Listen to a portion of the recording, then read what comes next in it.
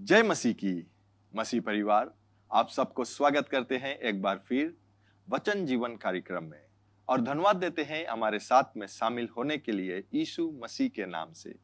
ये याद रखना, वचन ही जीवन है, जीवन ही वचन है, क्योंकि बिना वचन के परमेश्वर को प्रसन्न करना असंभव है। आमीन। तो आज का जो हमारा विषय है, जिसके विषय में हम बातें करने जा रहे हैं, वो है मसीह या परमेश्वर के वचन की महिमा। आमीन। आज का जो हमारे शीर्षक है आप लिख सकते हो, ये बहुत जरूरी है। मैं आगे जाने से पहले मुझे याद आता है कि आप लोग को उत्तेजित करूं कि जब भी, सिर्फ ये समय नहीं लेकिन जब भी आप परमेश्वर का वचन सुनते हो, बहुत जरूरी है कि उसके धर्मशास्त्र को आप अपने पास में रखते हो और फिर एक पुस्तक जो नोटबुक है रखते हो और पेन, ताकि आप लिख सकते हो कि क्या परमेश्वर बातें करता है आपसे। तो आज का जो शीर्षक है वो है परमेश्वर के वचन की महिमा। परमेश्वर के वचन की महिमा अंग्रेजी में कहता है ग्लोरी ऑफ गॉड्स वर्ड। तो परमेश्वर के वचन की महिमा हम देखते हैं कि ये पहला हमें याद रखना है कि परमेश्वर और परमेश्वर का जो वचन है वो एक ही है।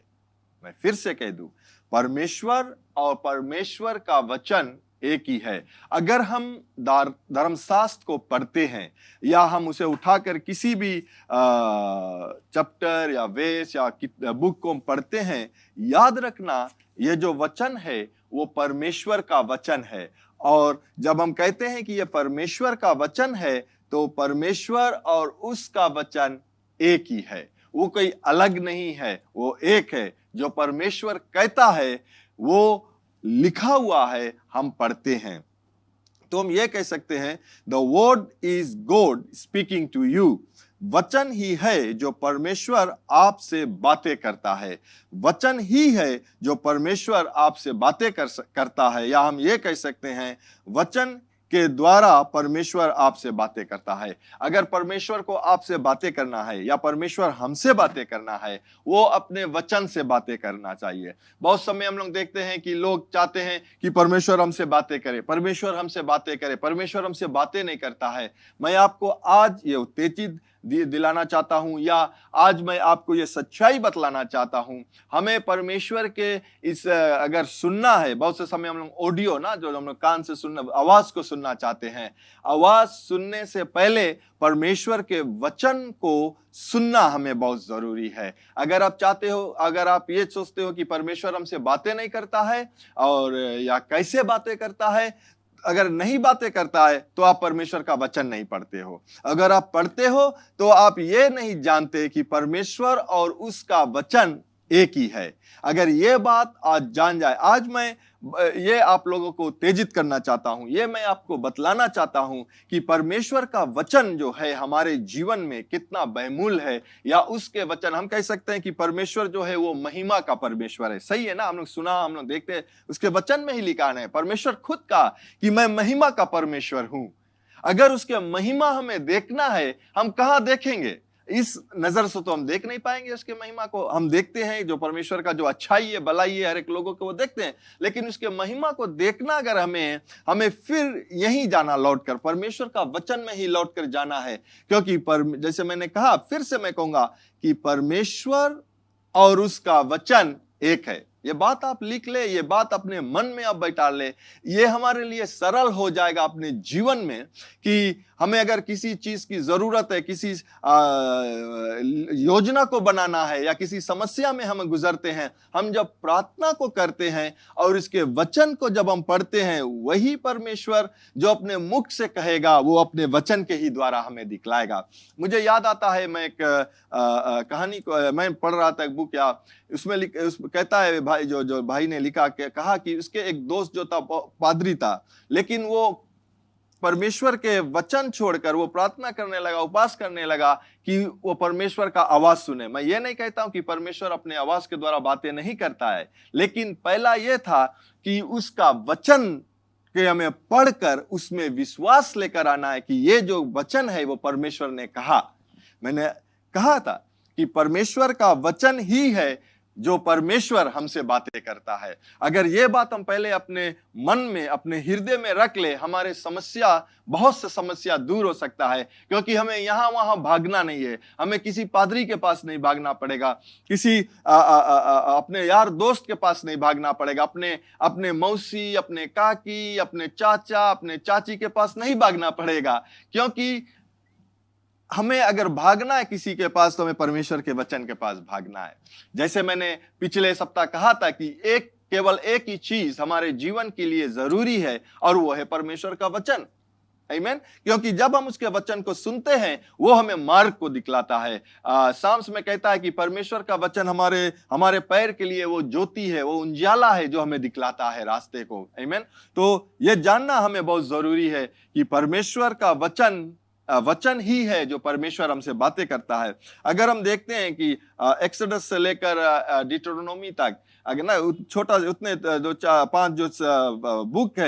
बुक है, उसमें अगर हम देखते हैं, यहोवा ने कहा 2000 से ज्यादा बार लिखा हुआ है कि यहोवा ने कहा या परमेश्वर ने कहा। वो मूसा नबी के द्वारा कहता है या किसी और भविष्य, इसमें तो मोसेस के द्वारा ही कहता है।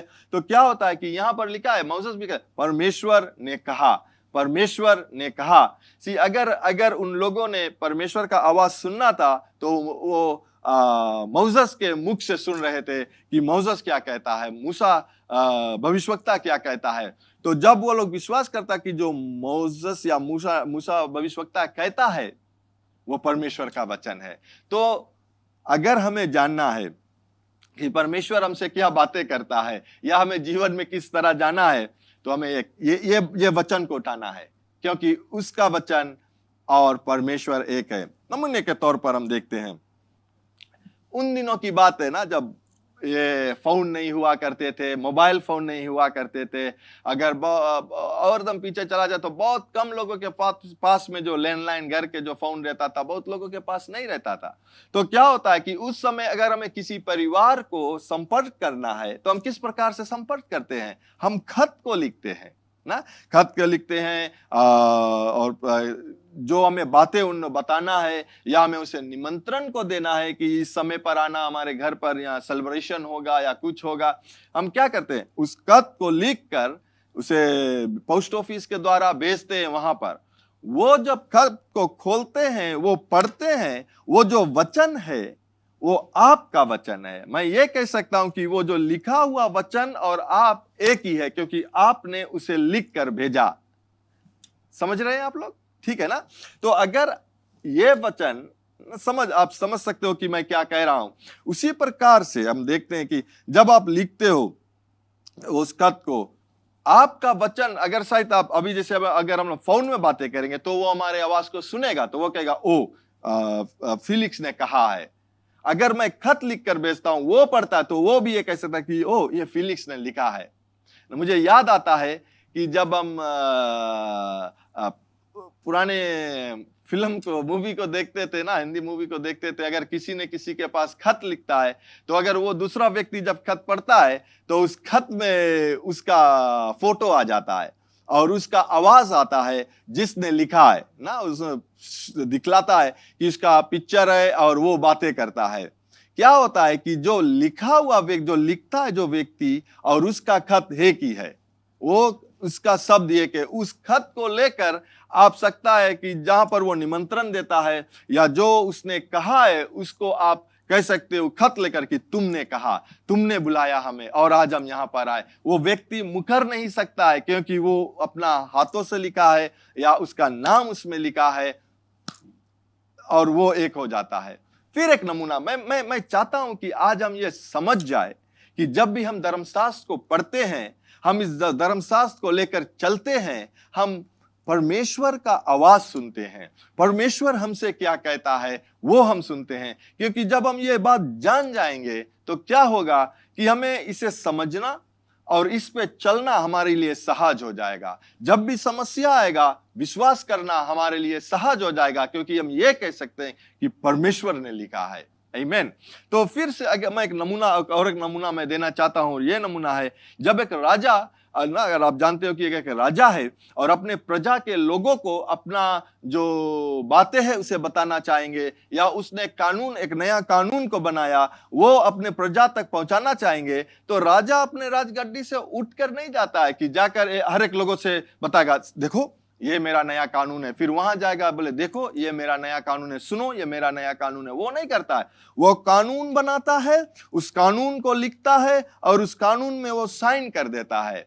और वो राजा अपने राजगद्दी से बाहर नहीं जाता, वो अपने लोगों को जो जिम्मेदारी देता है कि जाकर हर एक गांव में हर एक लोगों तक ये कानून या ये बातों को बता कि राजा ने कहा है।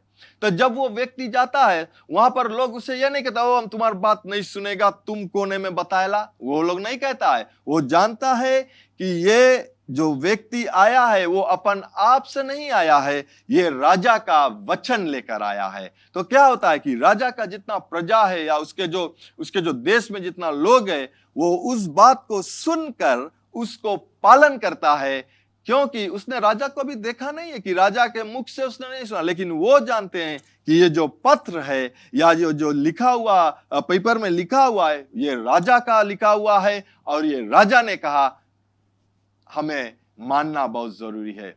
प्यारे लोग, आज मैं आपको ये जो नमूना मैं बतलाता हूं कि आप ये समझ जाए, या हमें समझना बहुत जरूरी है कि परमेश्वर के वचन की महिमा अगर हमें देखना है, उसके वचन में महिमा देखना है, तो हमें यह जानना बहुत जरूरी है कि वचन और परमेश्वर एक है, वो कोई अलग नहीं है। ये नहीं है कि परमेश्वर जो कहता है और फिर उसके वचन में जो लिखा है वो अलग अलग है, कभी नहीं। जो परमेश्वर कहेगा और जो लिखा हुआ वचन है वो एक है। आमीन। आज हम लोग देखा और हम लोग देखते हम लोग चलते हैं हिब्रूज के किताब में पढ़ते हैं, राइट। हिब्रूज के किताब में 4:12-13 हम लोग देखते हैं। Hallelujah, hallelujah. उससे पहले मैं बतलाना चाहूंगा आपको कि God and his word are one, amen, and the word is our contact to God, amen. परमेश्वर का ये वचन जो है वो परमेश्वर के साथ हमारा संपर्क करने का माध्यम है, राइट। अगर हमें परमेश्वर के विषय में जानना है तो हमें वचन उठाकर पढ़ना है। अगर परमेश्वर किस प्रकार से बातें करता है हमें जानना है, हम परमेश्वर के वचन ही उठाकर देख सकते हैं कि परमेश्वर किस प्रकार से बातें करता है। मुझे याद आता है जब फिलिप यीशु मसीह से कहता है कि मुझे पिता को देखना है, आमीन, पिता को देखना है। यीशु मसीह ने कहा कि मैं तुम्हारे साथ में इतना दिन से हूं, क्या तूने पिता को नहीं देखना अब चाहते हो? यीशु मसीह क्या कह रहा था कि तुमने मुझे देख लिया है और पिता को देखना एक समान है। यानी कि यीशु एक जगह कहता है कि मैं वही करता हूं जो मैं अपने पिता को देखता हूं और वही बोलता हूं जो मैं अपने पिता को सुनता हूं। यानी कि अगर स्वर्ग पिता परमेश्वर जो बातें करता है, जिस प्रकार से उसका चाल चलन है, जिस प्रकार से वो अपने कार्य को करता है, उसी प्रकार से यीशु मसीह भी वही बातें करता, उसी तरह से उसका चाल चलन, उसी तरह से उसका जो कार्य है वो करता है, आमीन। अगर हम देखते हैं प्यारे लोग यहाँ पर कि यीशु मसीह और पिता या यहोवा परमेश्वर में कोई अंतर नहीं था, कोई अंतर नहीं था, कोई अंतर नहीं था, क्योंकि वो एक ही था। आप समझ सकते हो मैं क्या कह रहा हूं? क्योंकि यीशु ने कहा कि मैं और पिता एक हूं, वो जैसे बातें करता है वैसे मैं बातें करता हूं। अगर नमूने के तौर पर देखते हैं, हम लोग बहुत समय कहता है कि जब हम छोटे बच्चे को देखते हैं, वो खेलता है, कूदता है, बदमाशी करता है, चढ़ता है, तो बोले हम लोग कहां से सीखा, बोले या कहां से ये सब है? वो बच्चा अपने माता पिता का फुल रिफ्लेक्शन है ना, जैसे माता पिता था उसी प्रकार से बच्चा है। तो अगर देखते हैं कि अगर छोटा बच्चा है, या अगर मेरे एग्जांपल ले लो, मेरे बेटे अगर कोई जगह पे है, अगर उसे कैसे कह सकते हैं कि वो अगर मेरे बातों को सुनता है और जिस प्रकार से मैं बातें करता हूं वो बातें करता है, वो कह सकता है कि मैं और मेरा पिता का जो शब्द है, मैं और मेरा पिता का जो चाल चलन एक ही है। तो अगर उसे देख लिया, मुझे देख लिया, एक ही बात है। या उससे आप बातें करते हो, मुझसे आप बातें करेंगे, एक ही तरह का हम जवाब देंगे। मेरे साथ में अगर आप बैठकर कुछ वार्तालाप करोगे, उसके साथ में हम लोग का जवाब जो रहेगा वो एक समान है। सिर्फ हमारा चेहरा जो है वो बदला है, लेकिन हम लोग का जो कैरेक्टरिस्टिक्स है, जो नेचर है हम लोग का, वो एक है। उसी प्रकार से हम देखते हैं यीशु मसीह ने भी वही कहा, और उसी प्रकार से जो परमेश्वर का वचन है एक तरह है। अगर परमेश्वर का महिमा हमें देखना है, हम उसके वचन में से उसका महिमा को देख सकते हैं। परमेश्वर का महिमा, उसका महिमा, इस वचन का महिमा एक ही है। तो मैंने कहा जैसे कि the word is our connect with God, the word is our connect to God, यानी कि वचन ही है जो हम परमेश्वर से संपर्क कर सकता है। वचन ही के द्वारा हम परमेश्वर से संपर्क कर सकता है, उससे वार्तालाप कर सकता है, उससे बातें कर सकता है। आमीन। तो जैसे मैंने कहा कि हम लोग देखेंगे हिब्रूज 4:12 से लेकर 13 तक, और यहां पर हम पढ़ेंगे और कहता है क्योंकि परमेश्वर का वचन जीवित है। राइट, देखते हैं, फिर से पढ़ता हूं, मैं शुरुआत करता हूं। परमेश्वर का वचन जीवित है, परमेश्वर का वचन जीवित है, परमेश्वर का वचन जीवित है। ठीक है, यानी कि अगर ये जीवित है तो ये कार्य को करता है, क्योंकि परमेश्वर जीवित है, उसका वचन जीवित है। राइट, प्रबल है, फिर कहता है जीवित है, प्रबल है, अंग्रेजी में कहता है एक्टिव ना, उसके वचन प्रबल है, वो कार्य को कर सकता है, वो मरा हुआ नहीं है। परमेश्वर का वचन, उस वचन को जब हम लेते हैं हमारे जीवन में वो कार्य को करता है। आमीन। और हर एक दो धारी तलवार से भी बहुत तेज है।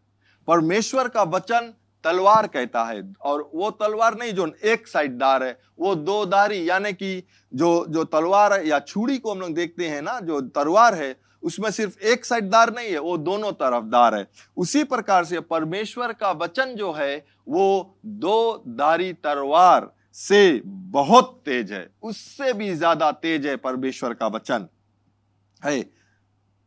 प्राण आत्मा के घट और घुटे को अलग करता है। प्राण आत्मा को घट और घुटे को अलग करता है, आर पार छेद करता है, और मन की भावनाओं और विचारों को जानता है। परमेश्वर का वचन इतना प्रभावशाली है, वो जीवित है, वो दो धारी तलवार है जो हमारे मन और आत्मा के बीच में से वो छेद करता है, और हमारे विचारों को वो जानता है। कौन? परमेश्वर का वचन। Praise the Lord. वो हमारे विचारों को जानता है। जिस प्रकार से परमेश्वर हमारे विचारों को जानता है, उसी प्रकार से उसका वचन जो है, जो जीवित वचन है, हमारे विचारों को जानता है। क्योंकि जब हम पढ़ते हैं वो हमारे विचारों को बतलाता है कि हमारा विचार क्या है। आमीन। फिर हम लोग देखते हैं 13, हिब्रूज 4:13, और सृष्टि की कोई वस्तु परमेश्वर से छिपा नहीं है, वरन जिससे हमें लेखा देना है, उसकी आंखों से के सामने सब वस्तुएं खुली और प्रकट है। किसी सृष्टि की कोई वस्तु परमेश्वर से छिपा नहीं है। परमेश्वर से किसी चीज छिपा नहीं है। क्यों? क्योंकि वो जीवित है, और परमेश्वर का वचन भी किसी चीज से छिपा नहीं है। क्यों? क्योंकि वो जीवित है। आमीन।